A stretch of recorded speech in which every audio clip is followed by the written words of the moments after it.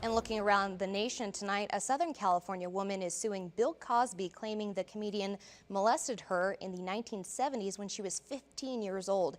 Judith Huth says she first met Cosby at a Los Angeles film shoot, then later met again at the Playboy Mansion where he allegedly forced her to perform sexual acts. Huth says she felt the impact of the assault within the last 3 years, which allows the lawsuit to be filed in California, and that's by California law.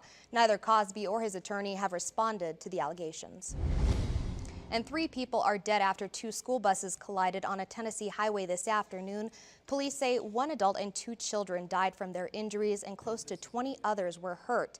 The Knoxville School District Superintendent fought back tears at a press conference today.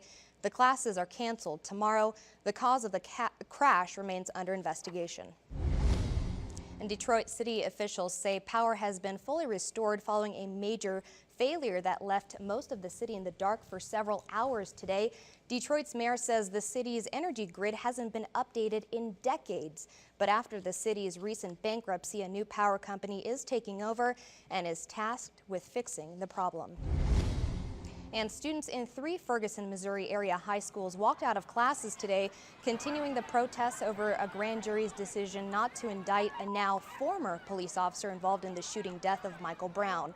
President Obama has called on Attorney General Eric Holder to host regional meetings with community leaders and law enforcement to find ways to improve relations between police and the communities that they serve. It's a discussion that is working its way into the training grounds for the next generation of law enforcement. Chris Van Cleve shows us more from New Jersey. Show of hands, who felt that Officer Wilson should have been indicted? We asked a group of students at Rutgers University Newark's School of Criminal Justice to talk about what they are taking away from the August 9th shooting of Michael Brown and last week's grand jury decision not to indict now former Ferguson police officer Darren Wilson. Kyle Reardon is a master's student who hopes to become a police officer. There is already a distrust with the police officers to begin with, and then when you add a racial component to it, it's kind of like it's never going to work in that area. How many of you feel like you trust the police? Okay, the 2 of you that didn't put your hands up, tell me why. They have built the distrust that we feel. It's not something that has just come about. If we want to build trust, we need to build transparency, and then we need to have police accountability. And I've had antagonistic interactions with police. I've been stopped, I've been frisked.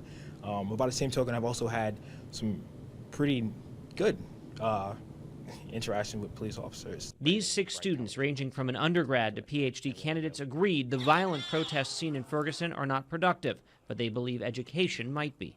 I would want to educate myself before I ever went into the field, because as of right now, I don't think there is enough education when it comes to the use of force to be able to properly do my job. The events in Ferguson are fueling conversations in the classroom and across the country. Chris Van Cleve, Channel 2 News.